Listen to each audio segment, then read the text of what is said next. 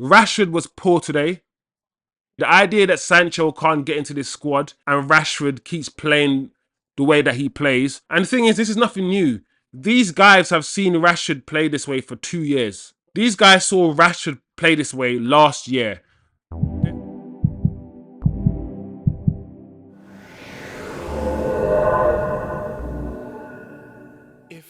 And the game has ended. It is Brighton 2, Manchester United 1. The game has ended. A disappointing game from a Manchester United perspective. Brighton's game plan was spot on. Do you know what, guys? Brighton did not need to even play that well today. This wasn't a Zirkzee Brighton team that was bopping the ball, that were playing Man United off the park. It wasn't that sort of team. It was a team that was well organised, well drilled, yes. But it was also a team that had their back line, had their defenders often near the halfway line. And given that this Man United team under Ten Hag is supposed to be a transition team, a team that's good on the transition, me thinking that this Brighton team will be a perfect team for a United team that plays on a transition, especially if Brighton play with a high line. We did not exploit that high line at all. And the reason why we did it is because we decided to play. One of the main reasons, anyway, there's multiple reasons. But we decided to once again start with Bruno and Mason Mount in the team. We turned up to Brighton today with no striker. No striker. No striker. Mount and Bruno cannot play together. I'm tired of seeing these two players. I know the manager wants to save face. He wants to be like, listen, I signed Mount, I signed Antony, I signed these players, and I'm gonna try my best. I'm gonna force the narrative. I'm gonna force these guys into the team regardless. No, stop doing it. I don't care. Leave the Mason Mount. The Mason Mount thing is dead. The Mason Mount thing, it's okay to make mistakes. You made a mistake. You signed this player for £55 million, even though you could have signed him for free this year because he only had 1 year on his contract. He's been disappointing. There's his profile of player that he is, in my opinion, does not even suit Man United. Isn't even conducive to the football club because what's he good at? What's he really good at, Mason Mount? On the ball. A lot of people will talk about his off the ball attributes. What does that mean, off the ball and running and closing down and all these things? What are you talking about? What does he do on the ball that's really good? Like, I'm tired of hearing this manager and seeing this manager construct a team that's all about strength and pace and power and being off the ball pressing. How about you build a team that's good on the ball? Because the more you keep the ball, the more likely it is that you will not concede a goal because you have the ball. You have the ball. So you keep the ball for longer, you're less likely to concede. It's just common sense. It's a Man City model. It's a Arsenal model. Arsenal, Man City don't give away possession. They keep the ball. They rather play a more technical game. The system that Arsenal and Man City play, it's a very thorough, cohesive system. This manager wants to rely on individual players and individual wingers to beat their man, to stand their man up. And listen, Foden and Grealish and these men are not always beating their man. Doku, you can argue, might be. But a lot of these times, these men are not beating their man. They're doing combination plays. The wingers are doing they're doing their triangles. The fullbacks are overlapping their wingers and being put through by the wingers, and the wingers are making decoy runs. A lot of the times, it's just combination plays that make you beat your man rather than one-on-one solo dribbles. Like, at the end of the day, this manager will always be this team's Achilles heel.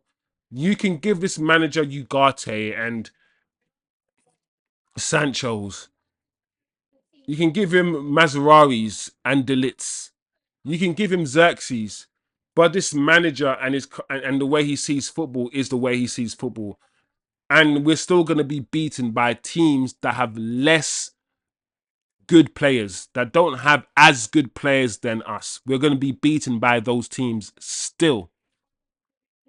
Because everything will always lead to the dugout. You can have all the nice equipment in your house. You can have 100 TVs. You can have an 80-inch TV with all the... If you don't have any electricity, you're not going to be able to use any of these things. I'm telling you. You can go on your bike all you want to generate electricity. It won't be enough for all the equipment that you need to use. It won't be. Like, so you can give this manager all you want. This manager has spent about 500 million, 600 million now in just under 2 seasons. Signed about 16 players now. 11 players in his first two years. He signed about 3 or 4 this season. This manager signed about 15, 16 players now. And still, this is the football. Still, this is the football that we get, and yet we'll have loads of fans who'll be backing him still. This is not good enough. What we saw today is not good enough. We probably should have won the game. Zirkzee, unfortunately, got in the way. That's not his fault. Rashford was poor today. Poor today. The idea that Sancho can't get into this squad and Rashford keeps playing the way that he plays. And the thing is, this is nothing new. These guys have seen Rashford play this way for 2 years. These guys saw Rashford play this way last year. They're fully aware of what Rashford does, what Rashford usually does on a consistent basis. They see him in training. So this is nothing new for them. We're starting the season, apart from Ahmed, we're starting the season with the same front four that ended the season. Bruno, Rashford, Garnacho coming off the bench, I guess. Mount, Mount in and out of the team last season. The same personnel, a lot of the same team that made us finish 8th. We're starting with them. Why not start with the other players? Why not start with Ahmad and start with Zirkzee? Why not? Why get rid of Sancho? We didn't see him play last season. We could have done with him. And now this season, you won't play him. You won't guarantee him a spot. You're telling the press about, you have to earn your way and earn this. As usual, earn and earn and earn. Yet Rashford plays shit every week and he plays. I'm happy that he took Mount off at halftime. That was a good thing. He took Bruno off around 80 minutes. That was surprising. And he took Rashford off, which is all very, very surprising. Because we've seen what this manager's about. We've seen that he has favourites. We know he has favourites. So the fact that he's done that, good.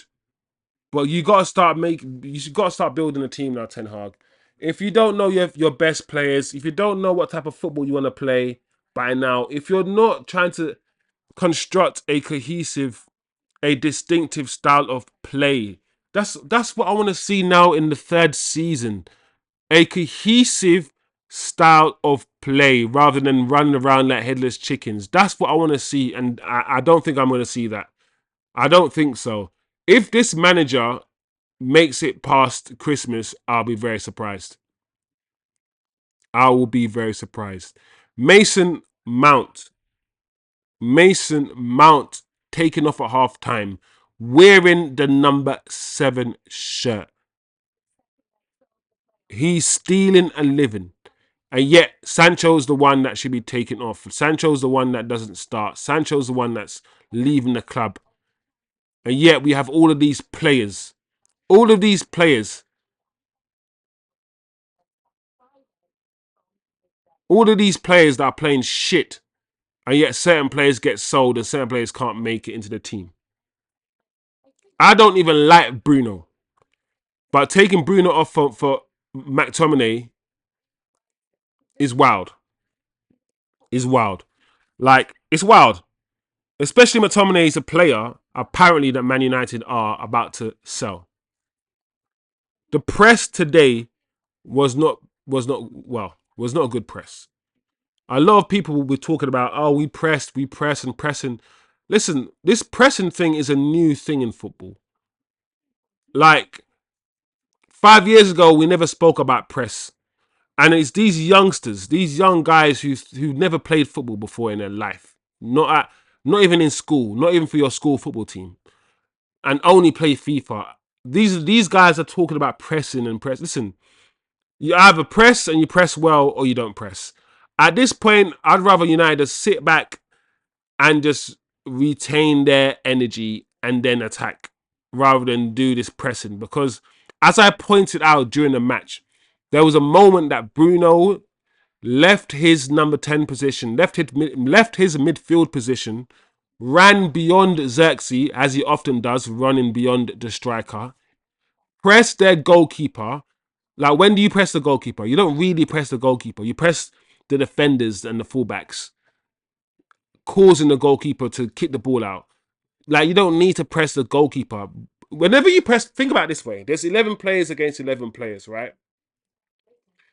10 players in the outfield. So the 10 players in the outfield position are marking each other. The minute one of those players leave that player, the minute one of those players leave the player they're marking, that player is now free. So anytime you see Bruno Fernandes trying to chase down, trying to close down and press the goalkeeper, who's not an outfield player, understand there is an outfield player who is now free as a result of him. So whenever he does that, which is often, I always tell people this is not a good thing that he does. This running around like a headless chicken and this pressing randomly without there being a trigger or anything is not a good thing.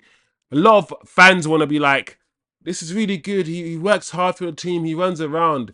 If you're running around and leaving empty spaces, right, and you're not running around effectively, it is a problem. It's not a good thing. It is not.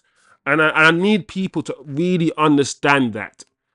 Football is as deep, as complicated, as intellectual as you make it. Some people think footballs are simple, and it can be as simple as you see it. It can be as simple as you make it, and it can be as intricate and as complicated and as detailed as you make it, depending on how you want to play. We don't get on the ball and we're not controlling games. Like, we have people like Zirkzee, we have people like Ahmad, Antony and Sancho, who are more possession based footballers. They want to connect with other footballers. They're not attackers who will get the ball, stand their man up, do a little step over, beat their man, run at 100 mph, whip a crossing. They can do that, but it's very hard for most wingers to do that because most fullbacks in the Premier League are very quick. You very rarely see that in any football match. So you need to play football. You need to have combination play. You need your wingers and your fullbacks to work together to open up spaces, opportunities, creating spaces by moving around, doing your overlaps, doing your underlaps. You need to do these things, and United are not even doing those things. Rashford is a big problem. Rashford has peaked already. I agree, guys. Let me read some of your comments. I still believe Ten Hag is not the right manager for Manchester United. Orhan in the house. I agree, Orhan. I agree. A lot of United fans were very optimistic. A lot of United fans are happy with the signings, are happy with the progress Ineos are making. But these signings are still being sanctioned by the manager. This manager still has veto. It's still okay. There are these 4 players, Ten Hag. Which out of the 4 players do you want? And Ten Hag is still saying, I want this one. So Ten Hag is still given the go-ahead when it comes to Sancho's. And I don't trust this manager's talent ID. I don't trust this manager's talent ID. I really don't. I really don't. So the idea that this manager is bringing in all of these Ajax players now, bringing in the Lits, bringing in the Matswaris, that Ajax players, bringing in the Onanas, Ajax players, bringing in the Antonys, Ajax players, bringing in the Zirkzee, Dutch player.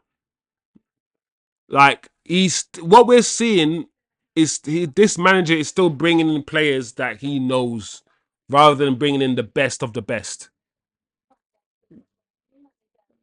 Like I'm surprised we're still doing that. I'm still very surprised we're doing that. All I want Man United fans to do now is try your best to keep the same energy for all footballers.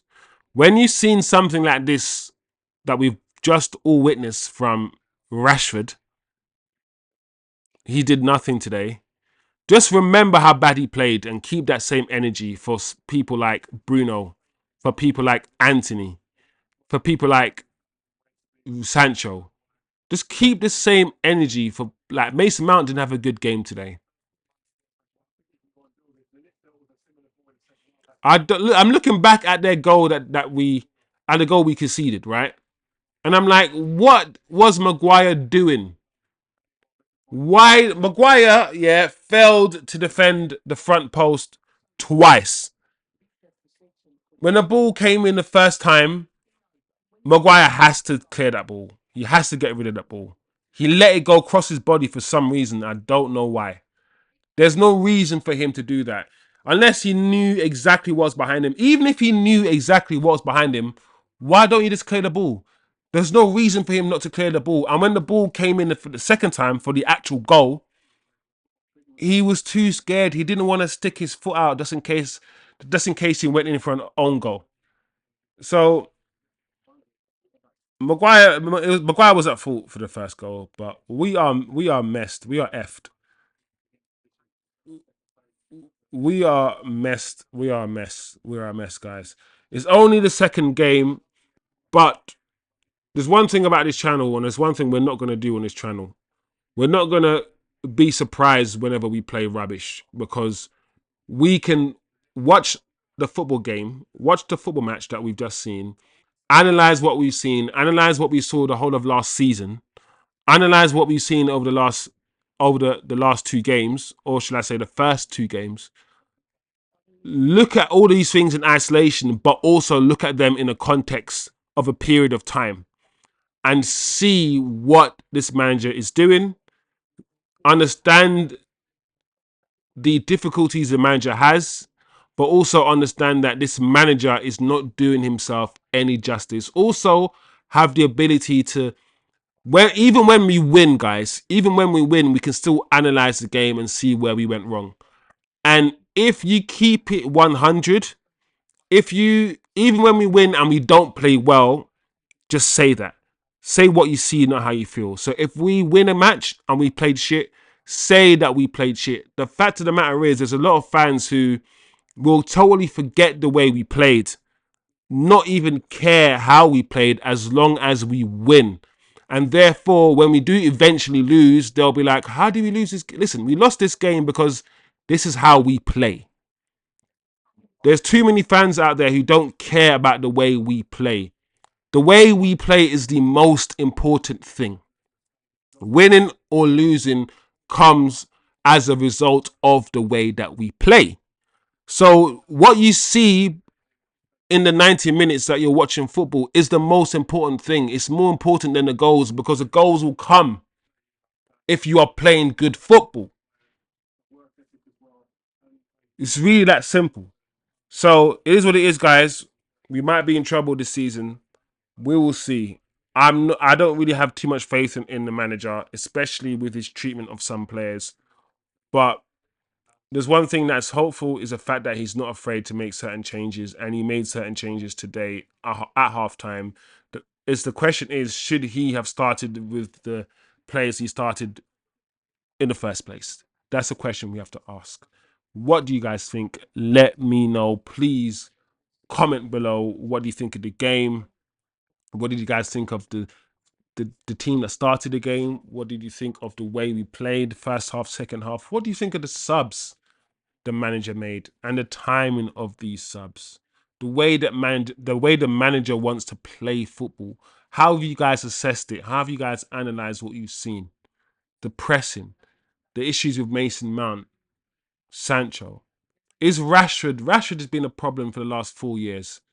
And I've always said this. Once Manchester United stop thinking that Rashford is a world-class talent that needs to play every game on the left.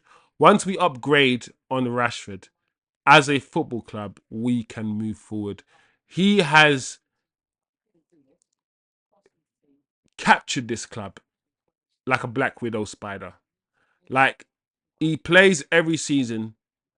He does get dropped sometimes, but he's stopping players like Sancho getting played. Not him by himself because the manager picks a team. But I think Rashford is now an issue for Manchester United Football Club. He has been, in my opinion, for a long time, but even more of an issue. We got to find a way of playing without him. We got to find a way of scoring goals collectively as a team. And the manager wants to play this isolation football. He wants to play the Brunos and Rashfords because they can score goals.